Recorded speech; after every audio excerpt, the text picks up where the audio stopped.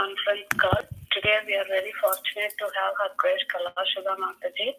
Mataji is going to enlighten us on the topic of the nectar of Sri Nityananda Ashtakam. Hare Krishna Mataji. Thank you very much for giving your valuable time and association to us this morning and enlightening us on this topic. I'll hand over the call to you, Mataji. Hare Krishna. Hare Krishna. Thank you all so much for this wonderful opportunity. We wish you all a very, very happy Sri Kamada Ekadashi. Hare Krishna. Jaya Jaya Sri Chaitanya, Jaya Nityananda, Jaya Advaita Chandra, Jaya Gaura Bhakta Vrinda. Om Jnanatimirandhasya Jnananjana Shalakaya Chakshurunmilitam Yena Tasmai Shri Gurave Namaha. Nama Om Vishnupadaya Krishna Prishtaya Bhutale Srimate Radhanath Swaminiti Namine Nama Om Vishnupadaya Krishna Prishtaya Bhutale Srimate Jayapataka Swaminiti Namine Nama Acharya Padaya Nitai Kripa Pradayine Gaura Katha Dhamadaya Nagara Gramatarine Namam Vishnupadaya Krishna Prishtaya Bhutale Srimate Bhaktivedanta Swaminiti Namine Namaste Saraswati Deve Gauravani Pracharine Nirvishesha Shunyavadi Paschatya Deshatarine Jai Shri Krishna Chaitanya Prabhu Nityananda Shri Advaita Gadadhar Shivasadi Gaura Bhakta Vrinda Hare Krishna Hare Krishna Krishna Krishna Hare Hare Hare Rama Rama Rama Hare Hare Mukham Karoti Vachalam Pangurlangaya Tegirim Yat Kripatamaham Vande Shri Gurung Dinatarinam Paramananda Madhavam Shri Chaitanya Ishwaram. Hare Krishna. So from today we will start to glorify Shri Nityananda Ram. Lord Nityananda Prabhu, this Nityananda Ashtakam, is a very beautiful Ashtakam, 8 verses glorifying Shri Nityananda Prabhu. And it is written, composed by Srila Vrindavan Das Thakur.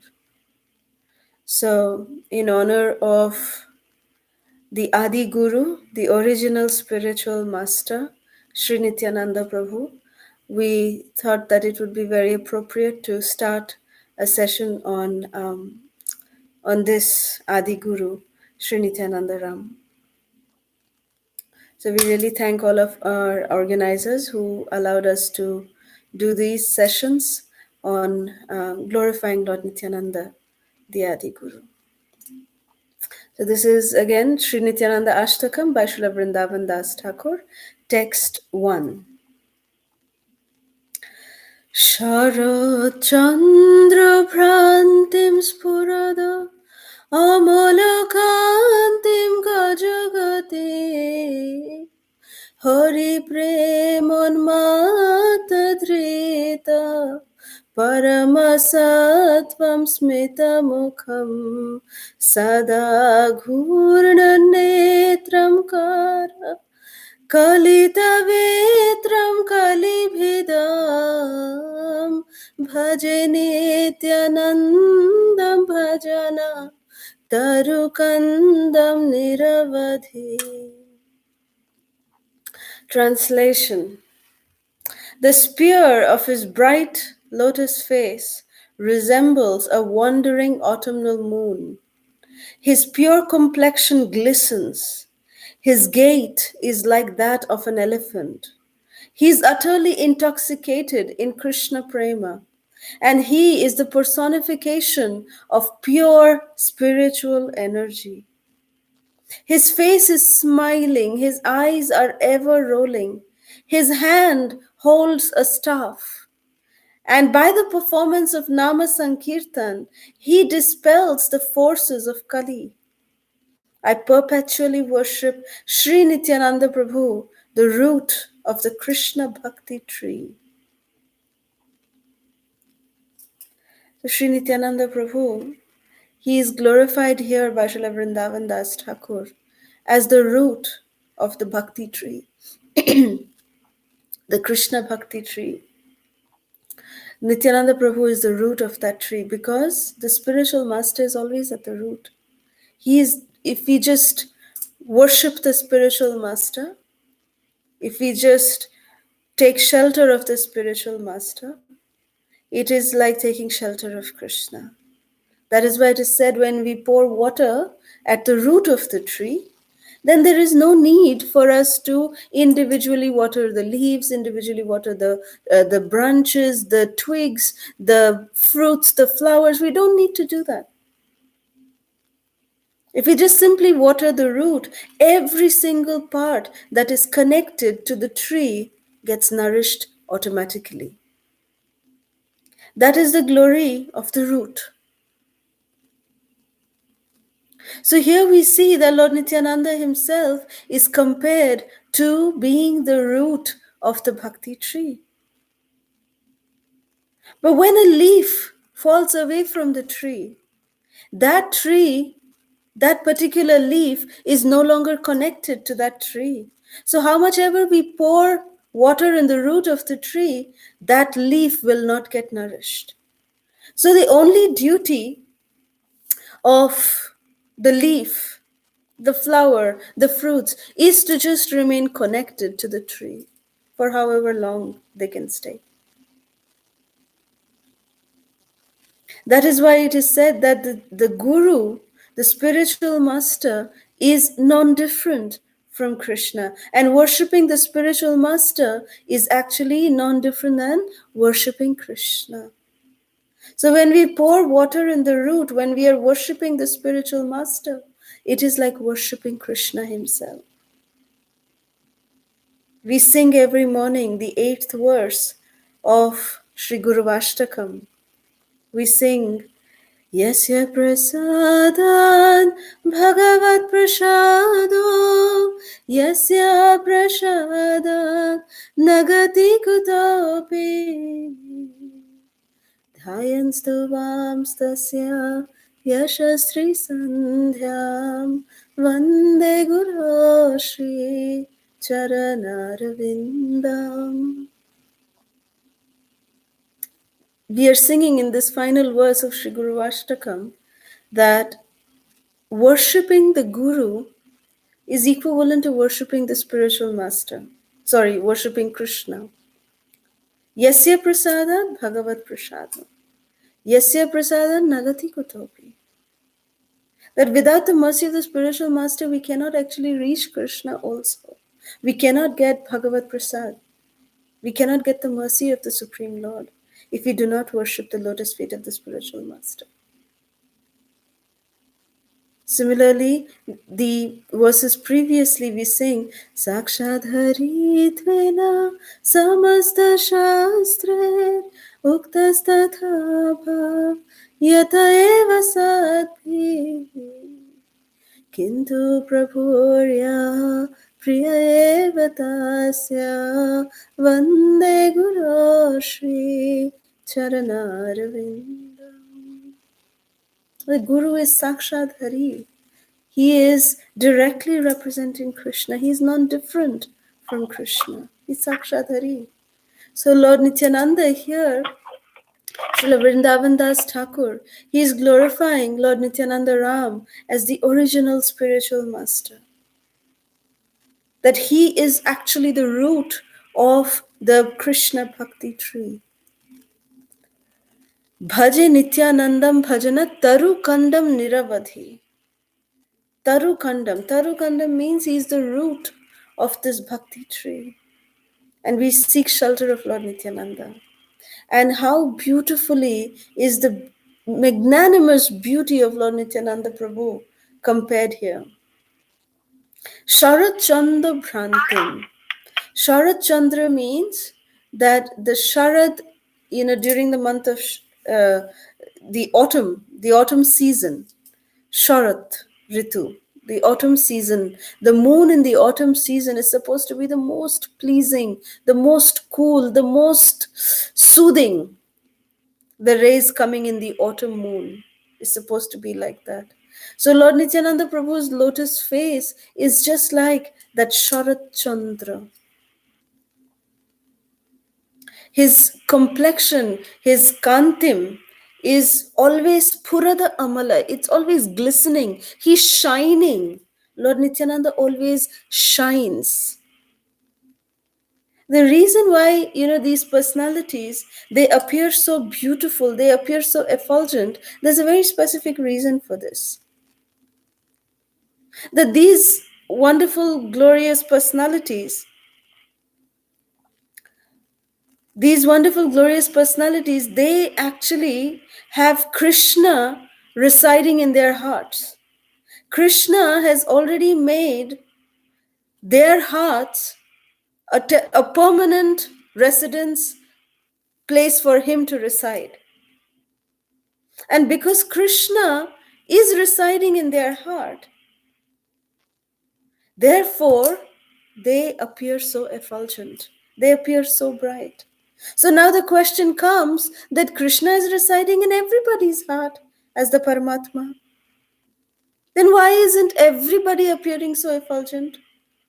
That is a very, very justified question, a very logical question.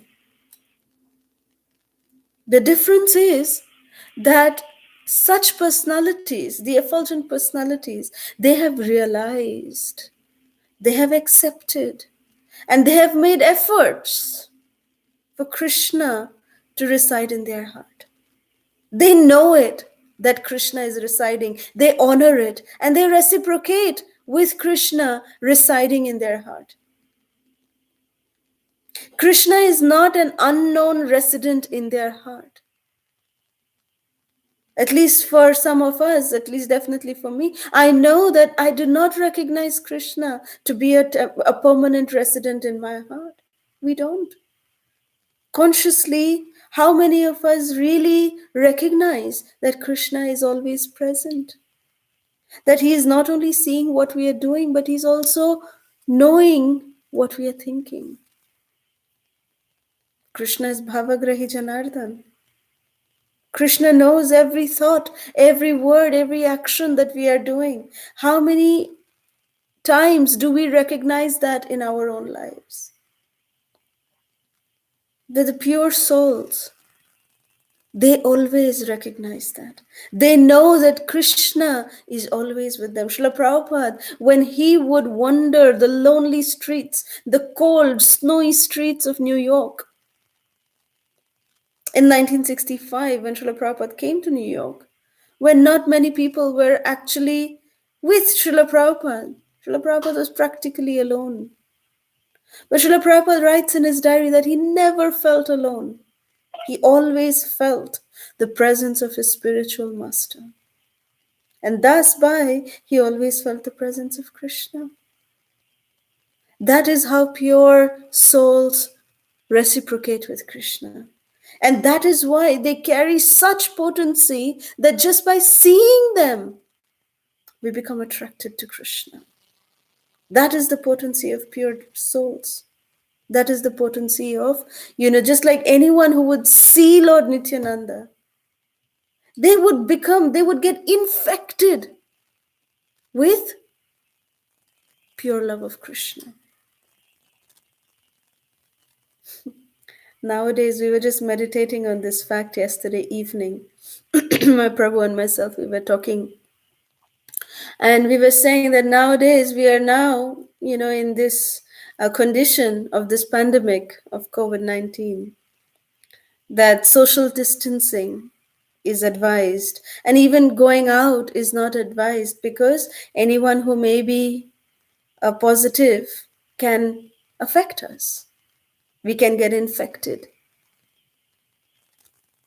In those days, Lord Nityananda, when he would come out into the streets, people would also get infected.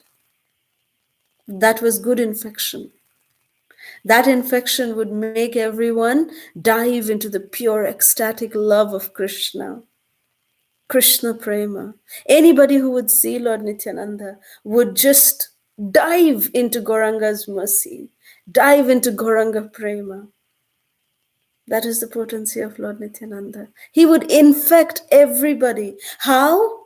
By the way that Vrindavan Das Thakur is talking about here, that his complexion glistening, he was such a bright personality.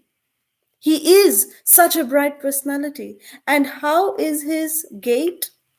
When Lord Nityananda would walk, Just like, he would walk like an elephant. Gajagatim. Such a beautiful comparison. You know, an elephant, his gait is like that of an elephant. There is a very specific reason why the gait of an elephant is being told. It could be told, peacocks are also very elegant. There are many other animals who are very elegant.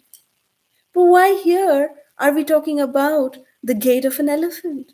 Why did Srila Vrindavan Das Thakur choose to talk about the gait of an elephant in comparison to the way Lord Nityananda Ram would walk? Very special reason. You see, when an elephant walks, it doesn't really care who has come to see the elephant walking, who is in the way of the elephant, or anyone, the dogs or any other small animals, envious creatures. They may come in front of the elephant and go bow, bow, bow, bow, bow. They can do anything. They can just do anything in front of an elephant. The elephant doesn't stop. The elephant doesn't stop and say, "Hey, dog, why are you, barking at me?" Elephant doesn't do that. The elephant is in its own, world, just walking with its head held high. The elephant walks. It doesn't care for anybody else. It doesn't care who's coming to him, who is glorifying him. If he wants to go someplace, the elephant will just go. It will not look who is in the way, who is not in the way. The Lord Nityananda Ram, his only objective in life is to give pure Krishna consciousness to anybody and everybody who come in touch with him. And therefore, Lord Nityananda does not even care what anybody is talking about him or anybody is saying anything otherwise. Lord Nityananda doesn't care for anything of that sort. So we see that these qualities of Lord Nityananda are automatically there. We can see in all of our Guru Vargas. Our Guru Vargas, they are unstoppable. They don't even wait for anything to be told by anybody. They're so attached to the words of their spiritual master. They're so attached to fulfilling the words of their spiritual masters, their instructions that they have received from their gurus, that they go to any extent without caring for their personal, convenience, for their own physical bodies. They are unstoppable. They follow this quality of Lord Nityananda, that they walk like an elephant.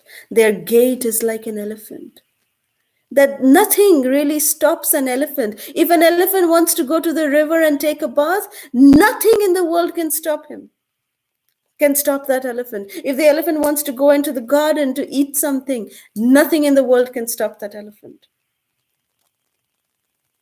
So similarly, we see Lord Nityananda Prabhu, how and why Vrindavan Das Thakur is comparing Lord Nityananda's walking to the gait of an elephant. And it's so majestic. Elephants, they are so majestic. When the elephant walks, the forest comes to a standstill. Nobody can go when the elephant is running, or if the elephant is walking, no other animal dares to come in front of the elephant. That is why also, when Lord Nityananda would walk, no one could dare stand in front of Lord Nityananda. Just his purity, just his elegance would just, everyone would become frozen. Just, everyone would become like statue. As soon as Lord Nityananda would come out, everyone would just get so infected with Gora Prem. Just by looking at the beautiful gait, the way majestically Lord Nityananda would walk. That is the potency of Lord Nityananda.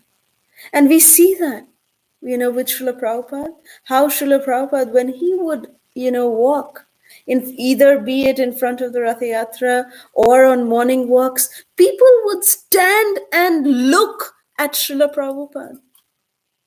That who is this person? How beautiful is he? He's an old man. But Srila Prabhupada would captivate the hearts of everyone who was looking at Srila Prabhupada. Our own Guru Vargas, we see that how beautifully they have imbibed this quality too. That we just stand in awe and reverence just to see when they pass by. How majestically they walk.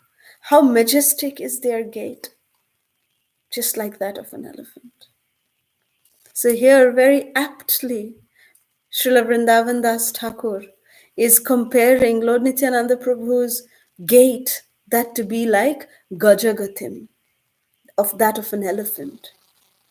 Hari Premun Matta, that he is utterly intoxicated in Krishna Prema. And he is the personification of pure spiritual energy. Paramasatvam Smita Mukham. Paramasatvam, that he is the embodiment of Paramasatvam, that of pure spiritual energy, of Vishuddha Sattva. The Lord Nityananda doesn't come within the purview of the three modes of material nature. He is always in Vishuddha Sattva. He's always floating in pure Vishuddha Sattva. It's pure spiritual energy. And his face is always smiling, beautiful smile, enchanting smile on his face. Smita Mukham. Smita means enchanting smile. Anyone who sees that smile just gets captivated. Their eyes get locked. They can't look anywhere else. What a beautiful vision this is, Smita Mukham. Sada Ghurana Netram, that Lord Nityananda, he is always in so much ecstasy that, he's intoxicated. He's literally intoxicated in Krishna Prema. When a person is intoxicated, what happens to their eyes? They go rolling. Sometimes when we are about to have due to sometimes low blood pressure, or sometimes, some things like this happen when we are feeling sick. That time also we realize that we can have rolling eyes. But we see also sometimes people who are intoxicated, they're always also, they're rolling their eyes. And Lord Nityananda, he is intoxicated in pure spiritual bliss, in pure Krishna prema. So therefore, his eyes are sada ghuranan netran. That his eyes cannot stand, straight way like that. His eyes are always rolling in pure ecstasy. And Lord Nityananda, he holds a staff in his hand. A very specific reason why Lord Nityananda holds a staff. You see, the role of the Guru is that the Guru is as heavy. It is said that Guru is a heavy personality. Why they are heavy? Not because of their weight, but because they have to be heavy with their disciples. They have to teach their disciples, to take them from the darkest modes of ignorance, to pull them away from the darkest modes of ignorance and make them float in Vishuddha Sattva, to take them from the material energy and transform them into pure spiritual energies. It takes a lot of work. So sometimes, like Srila Prabhupada would say, when he gave training to the Gurukul teachers in the beginning, Srila Satswarup Das Goswami Maharaj, he remembers that Srila Prabhupada taught that every Gurukul teacher must have a cane in their hand. The cane is not meant for beating, Srila Prabhupada said, but it should be there just to know that, the teacher is there to chastise. If you do anything wrong, you just show the cane. You don't beat the children with the cane, but you show the cane. That is a disciplinary act. Similarly, Lord Nityananda, carrying his staff, is to discipline anyone who seeks shelter of Lord Nityananda's lotus feet. That it is his ultimate duty to discipline the living entities so that they can be, dragged away from the material modes and be transformed into Vishuddha Sattva state. So Lord Nityananda always carries a staff in his hand. And by the performance of Sankirtan Yagya, he dispels the forces of Kali. Kali, Kalita Vetram Kalibhidam. So he dispels all ill effects of Kali Yuga simply by the performance of the Nama Sankirtan.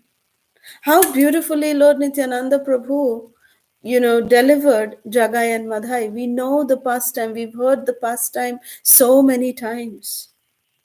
How merciful Lord Nityananda is.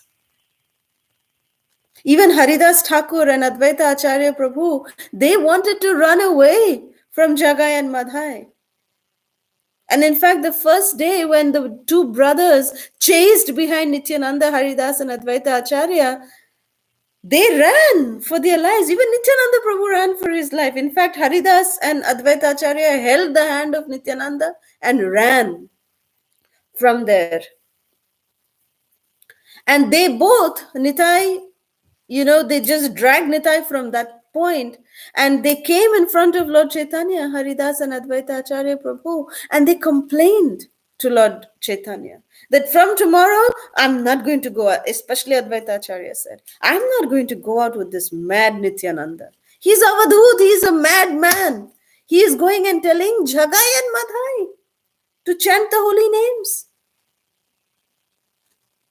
So Nityananda Prabhu said, oh, Mahaprabhu has instructed that everybody should be given this order that please chant.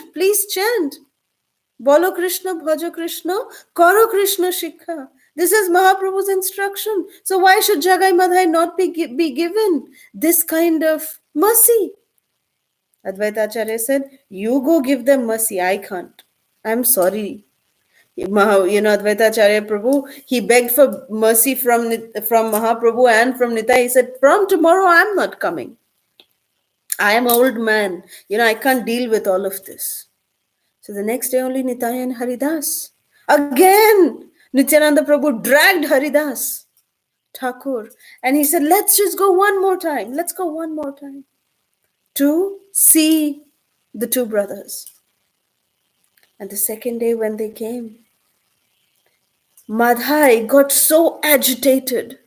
He got so irritated because he was in the darkest modes of ignorance. And Nityananda Prabhu, when he saw both the brothers, compassion was just overflowing in his heart. But Madhai, especially Madhai, could not take it. So he just took a broken piece of earthen pot and he just took that and he hurled it at Nityananda. And that earthen pot hit the lotus forehead of Lord Nityananda Prabhu. And blood started oozing out from the personality of the Adi Guru, Lord Nityananda. And even in that condition, Haridas, as soon as he saw that Lord Nityananda Prabhu's forehead was cracked and there was blood flowing down from there, Haridas Thakur ran to Lord Chaitanya to inform him. But Nityananda Prabhu, he just was not able to run from there. I will have to take a brief pause. Give me 1 second. I'm so sorry, but it seems that my laptop is running out of charge. Give me 1 minute. I will just get the charger and I will be right back. Please forgive me for this. Otherwise, the video will be interrupted. I'll be right back.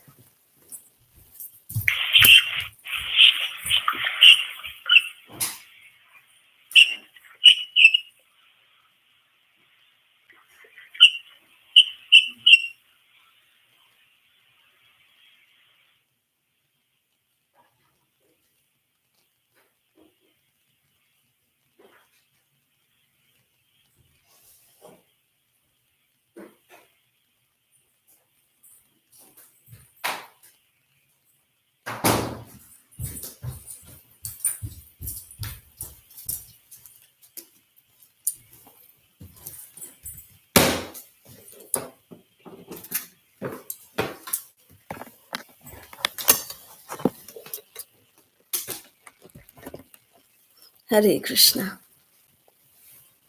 I apologize for this. Kali Yuga and its limitations. I'm so sorry. Please forgive me. Hare Krishna. So, Lord Nityananda, he was in this way so much hurt by Madhai.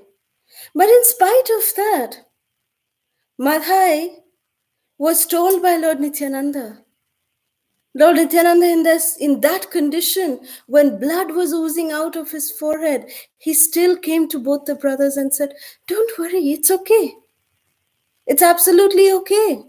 You still just chant the holy name of Gauranga one time. Just take the holy name of Krishna one time. Say Krishna from your mouth." And hearing that, Jagai, immediately, Jagai fell at the lotus feet of Lord Nityananda. That how can a person be this merciful? How can a person be so compassionate that even though this person is beaten up, but still he's not retaliating? He's just giving love. How can a person be this merciful? And Madhai, at that moment, Madhai was shocked. He was in a state of shock because Madhai never experienced something like this ever before. Both the brothers have beaten people up, but the reaction has never been this. The reaction has always been that if Madhai and Jagai would beat up people, they would either run away or they would beat them back.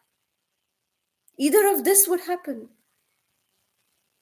They would either get beaten up by whoever they beat up, or people would run away from them. This kind of reaction has never happened before. Never happened. So Madhai was in a state of shock that what is happening? How can this be? How can a person be like this? And Jagai, because Madhai was standing at a distance, he was shocked. He was in a state of shock. And Jagai just went and said, Madhai, just come, surrender to this personality. Beg for forgiveness for what you have done. Don't do this, Madhai. Come and seek shelter. But Madhai was still in a, he could not, his reaction was that he was completely lost. He did not know what to do, how to react. And Nityananda Prabhu, he was just talking to Madhai and trying to convince him that, Madhai, it's okay. Don't be worried about what you have done. I am here to just give love to you. Please just take the name of Krishna. And Madhai, the more Nityananda Prabhu was speaking, Madhai was becoming more and more bewildered. More and more bewildered.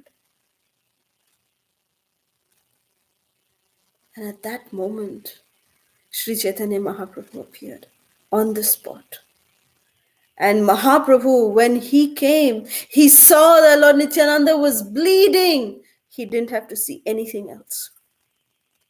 He immediately invoked Sudarshan. Mahaprabhu did not wait for anybody to tell also what had happened. Mahaprabhu could immediately understand. And he wanted to chop off the heads of Jagai and Madhai for their heinous crime that they had done. But Lord Nityananda, he fell at the lotus feet of Lord Chaitanya. He said, Mahaprabhu, please, if you are going to kill Jagai and Madhai, you have to kill every particular living entity in Kali Yuga. Because everyone is either Jagai Madhai or worse than Jagai Madhai in Kali Yuga.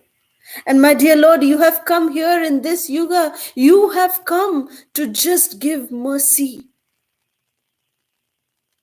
You have come just to give your compassion and not to kill the demons, but to kill the demoniac natures which is there in every person.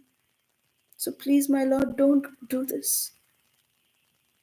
So that was the first time in the history that Sudarshan went back without doing its job. When Sudarshan is invoked, there's very rare occasions when Sudarshan does not do what he has been invoked to do, unless a pure devotee intervenes. We see the same that happened with Durvasa Muni and Ambarish Maharaj. The Sudarshan would not leave Durvasa Muni. The Sudarshan followed Durvasa Muni everywhere, even to Vaikuntha. Durvasa Muni went all the way to Vaikuntha, to Lord Narayan himself. And at that time, Lord Narayan said, I can't do anything. You have offended my devotee. I can't do anything. The Sudarshan is going to do its job. Then Durvasa Muni said, how am I going to get saved? What can I do? Ambarish Maharaj is the answer.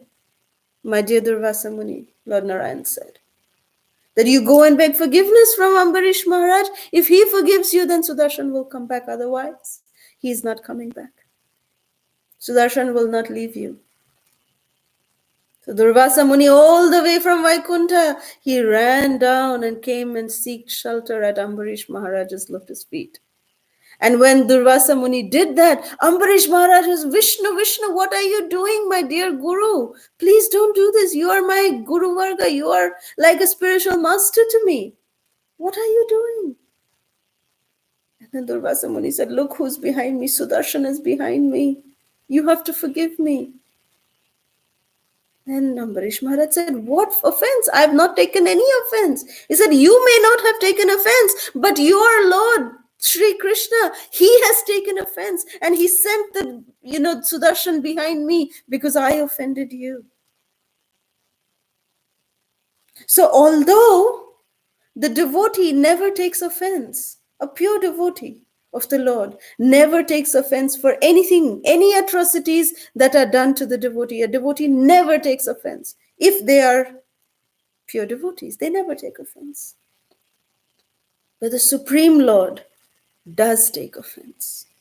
So that is something that when we offend a devotee, we should remember there are two components to it.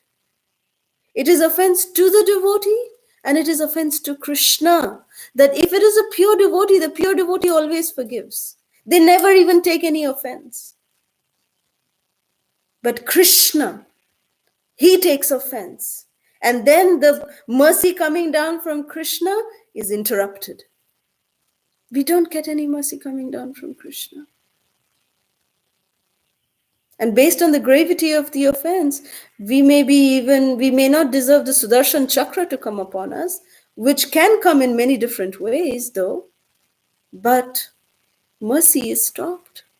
So therefore we should be very, very attentive and careful about Vaishnava Aparad, because Krishna takes offense.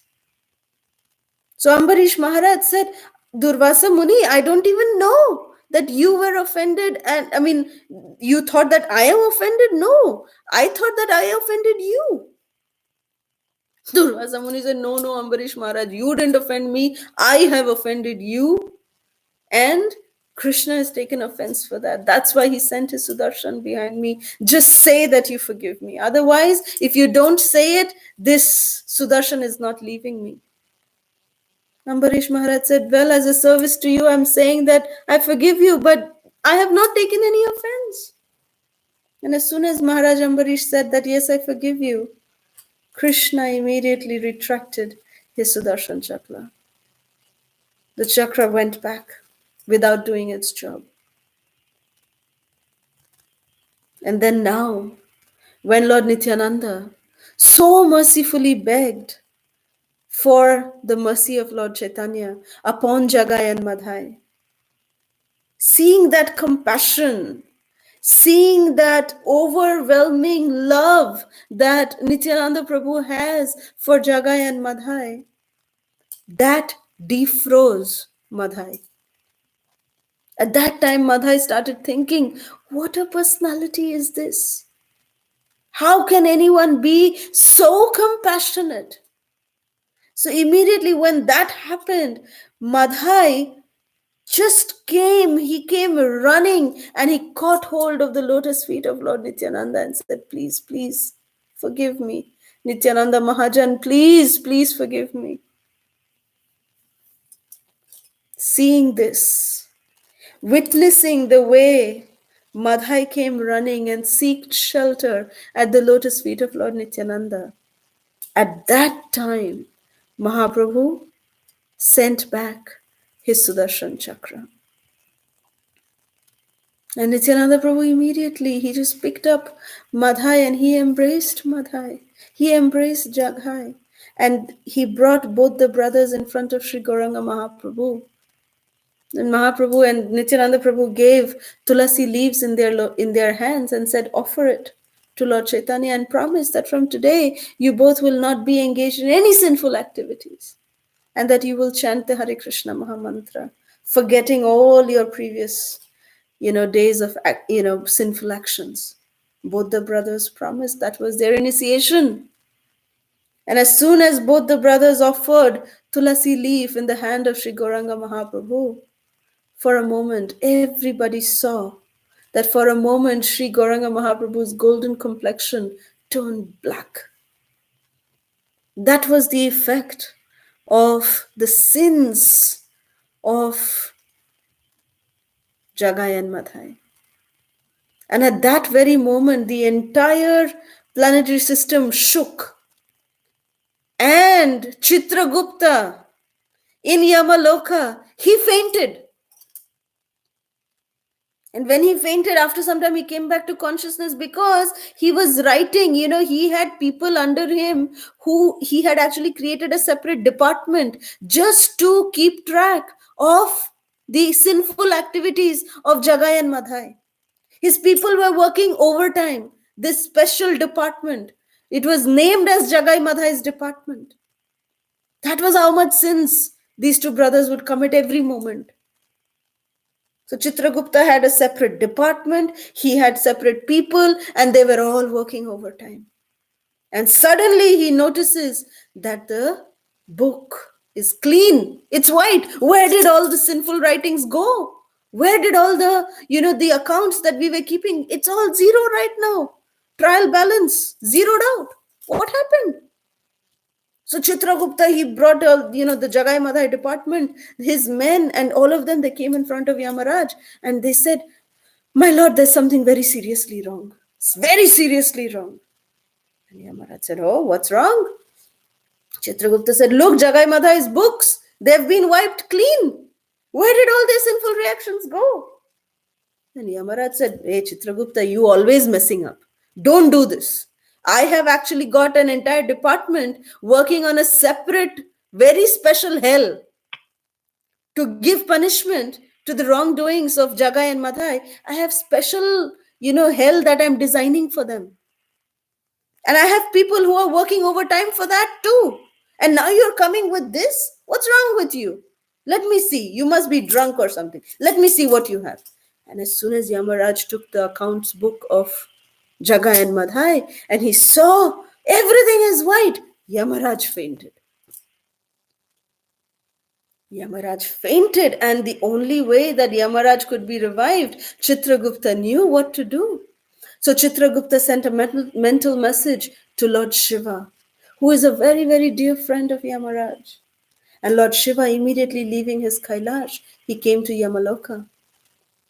And he came to Yamaloka, and in the ears of Yamaraj, Sri Mahadev, he just said the name Gaura Gaura. And hearing the transcendental names of Sri Chaitanya Mahaprabhu, Yamaraj opened his eyes. He came back to external consciousness and he said to Mahadev, you are here. What has happened? And Lord Shiva narrated the entire pastime of the mercy, the compassion, the supreme mercy of Lord Nityananda, because of which Lord Chaitanya was bound to give his mercy to these sinful people, Jagai and Madhai. So hearing that, Lord Shiva and Yamaraj, again, when Lord Shiva was narrating this to Yamaraj, he was in ecstasy of Gauranga Prem. So there was a very, very beautiful kirtan led by Lord Shiva himself, participated by Yamaraj. They all did a beautiful kirtan in Yamaloka, glorifying Sri Gauranga Mahaprabhu and the mercy and compassion of Lord Nityananda Prabhu. You see, Yamaraj, Lord Shiva, these are Mahajans. They are great personalities, but they are just in charge of different tenets of doing some very special task on behalf of the Lord. But they are pure devotees. Yamaraj is a pure devotee of the Supreme Personality of Godhead. So there was very nice kirtan in Yamaloka. And then after settling all this, then Lord Shiva went back to Kailash. Yamaraj said, okay, the department that we set aside for Jagai and Madhai, everything dismantled, that special hell, let's keep that in reserve for the next Jagai Madhai. But this Jagai Madhai is relieved. They're never coming to hell. That is the mercy of Lord Nityananda Prabhu. That he can go against the laws of nature to save a person, to save a living entity. So with his ultimate compassion of the Nama Sankirtan, the performance of Nama Sankirtan, Lord Nityananda reclaims the fallen conditioned souls by his mercy and compassion. That is what is glorified here in this first verse of Sri Nityananda Ashtakam. Today we will end here in this first verse. From next week onwards, we'll try to cover 2 or 3 verses every time, so that we are able to finish Sri Nityananda Ashtakam in the next 2 to 3 sessions. So we thank you very much for participating here, and we'll end here today. So thank you very much. Srila Prabhupada ki jai. Sri Nityananda Ram ki jai. Hare Krishna. If there's any questions, comments, or reflections, we can take that now. Hare Krishna.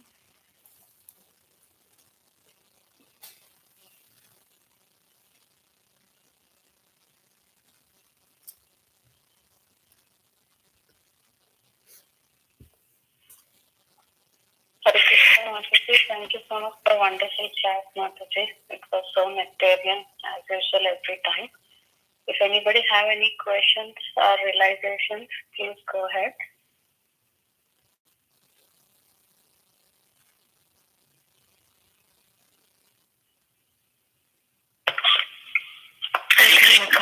Oh, go ahead, Vinita Gardavika.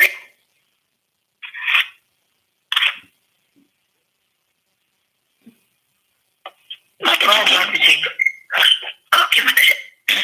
Hare Krishna, Kalasudha Mataji. Thank you so much for a beautiful class, Mataji. Thank you so much for speaking in Nityananda. I can see the disturbances, Mataji. I'm getting echo. If anybody else is getting it, I don't know. Okay. Thank you very much, Gandharvika. Hare Krishna. It's so beautiful class, Mataji. Thank you so much for speaking on today on Guru Maharaj was about Guru, Adi Guru. It was so nice, Mataji. Then, starting our day with a very nice mood of our gratitude towards the Guru Varga. Thank you so much, Mataji, for the beautiful class. Hare Krishna. Hare Krishna. Thank you. Yes, today is a very special day also for all of us disciples of Srila Jayapataka Maharaj. Today is the 71st Vyasa Puja of Srila Jayapataka Maharaj. So we pray to Lord Nrsimhadev and to Lord Nityananda and to the presiding deities, Shri Radha Madhava Ashtasakis, and to Srila Prabhupada, and to all the assembled Vaishnavas that please, to pray for Srila Jayapataka Maharaj and also to bless all of us, his disciples, so that we can continue our service to him and please him. Thank you. Hare Krishna.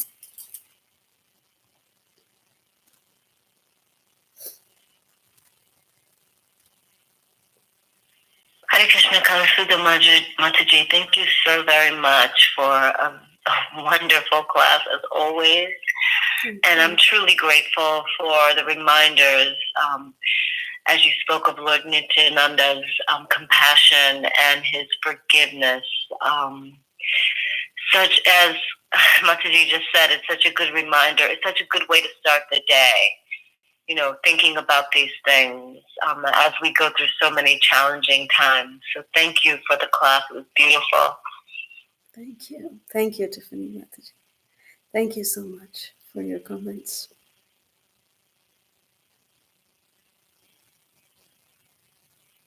Hare Krishna, Dandavat Pranam. Thank you so much for your wonderful class, and we are so much grateful to start our day. We really appreciate it for setting up the Bhakti Sangh Japa Grupa and everyone. Thank you so much. Hari Bol. Hare Krishna Mataji. Such a nectarian class. Thank you. Hare Krishna, thank you.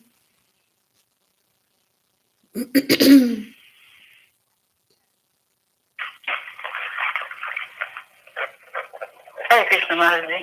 Hare Thank you Krishna, so much Mataji. for the class. Thank you. Yeah, I just had one question. Yes.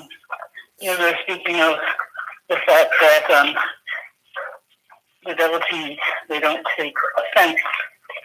So I think that one reason why they don't take offense, if I'm not mistaken, is that they see everything that happens to them, at least the negative things, as their karma. So, you know, I know in Ambarish, as you said in Ambarish Maharaj's case, he was also thinking that he had committed an offense to Muni. So I was wondering if there are any other reasons for why devotees don't take offense to the negative things that happen to them. Yes. Very good question, Mataji, as always. Very wonderful, practical question. Well, the reason why devotees don't take offense, pure devotees actually, I would not say just devotees, I would say pure devotees don't take offense because, first of all, yes, what the reason that you gave is correct, that, they think that it is their karma. They not only just think that's their karma, but rather they think that they deserve worse than this. That's how they think, that they deserve much, much more than what Krishna is mercifully giving them. And they also think, actually, they think less of themselves and think of others more. The thing being that they consider themselves to be so fallen genuinely, and they think that everybody is far more advanced than them. What to speak of pure devotees? Srimati Radharani thinks like this. Srimati Radharani is of the opinion that I am the least qualified to serve Krishna. And that is why she's always looking for sincere souls who can come and do service. And she engages them in service. If she would think that she is the best and that there is nobody else who can do service to Krishna other than her, then where would we even have a chance to render service to Krishna? Because Srimati Radharani, out of her mercy, out of her compassion, out of her pure love, she thinks that she's the most undeserving to be rendering service to Krishna. That's why she engages everybody else in the service of Krishna. That is her position. That is her compassion. So the pure devotees, they also think like this, following in the mood of Srimati Radharani, that they are the most undeserving, that, everybody else is deserving to render service to Guru and Krishna, except for me. I don't deserve it.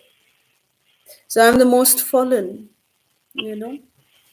There's a quote by Srila Radhanath Swami Guru Maharaj. He says, humility doesn't mean to think less of oneself, but to think less about oneself.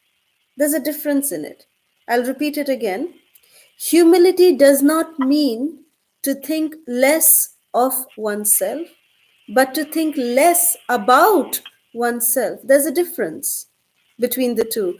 Less of oneself means that, or less about oneself. What is the difference between the two? When we say that, oh, I'm very humble, I'm very fallen, I'm very this, I'm very that, all this is, you're just thinking less about ourselves, right? That we are very, very fallen, we are very this, we are very that. But that we, that I is always there. That in itself is a, we are just being very proud that we are humble. That's a trap. But humility rather means to think less of oneself. Means we should not think about ourselves. We should only think about others. We should only think about our Guru Vargas. We should only think about Krishna and think less about ourselves. Then, we are in the right path. So that's the consciousness of a pure devotee, that they think less of themselves and more about others. That's the way they express their humility. That's the way, by glorifying others, you're not glorifying yourself. The more we just keep glorifying others, Srila Prabhupada, look at the way Srila Prabhupada led his life.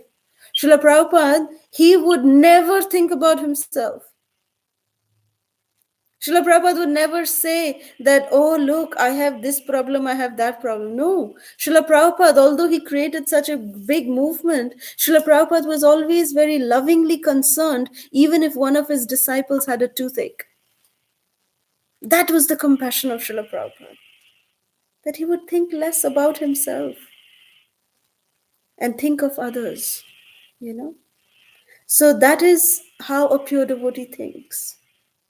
That I don't deserve this. And therefore, they don't take any offense. They don't just keep themselves in the equation at all. They're not in the equation. So what is there to even commit offenses to a person who doesn't even exist in an equation? That's how a pure devotee thinks. I hope that answers your question. Yeah, so when you say that, so then they don't exist in the equation, that just trying to maybe put it in a way that I can understand it better. They think so little about their own welfare, let's say, that I guess it doesn't even occur to them Yes. that somebody could have meant them harm because, they're not even significant enough for another person to they're not even significant enough to matter that much to another person for another person to want to do them harm. That's right. That's how, right? Like that? Yes. That's how insignificant they think they are. Yes, that's right.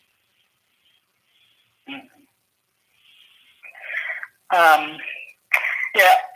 Actually, I just want to follow up too because you brought up the subject of the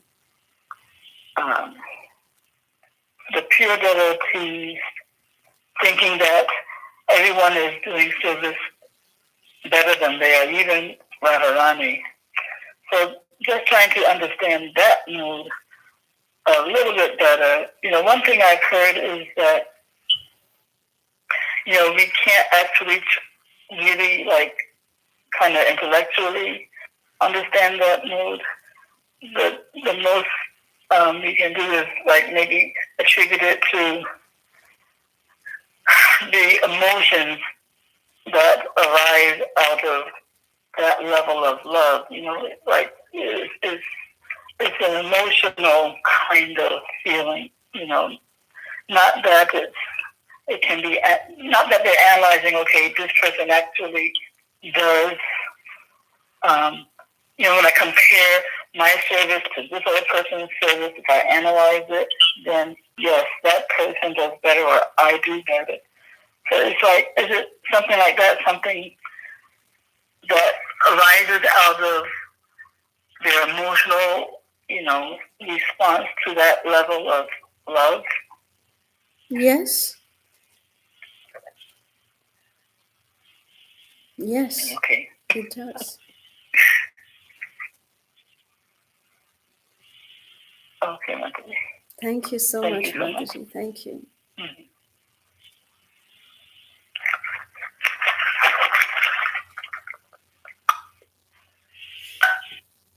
All right. If there's no more questions, we can end here.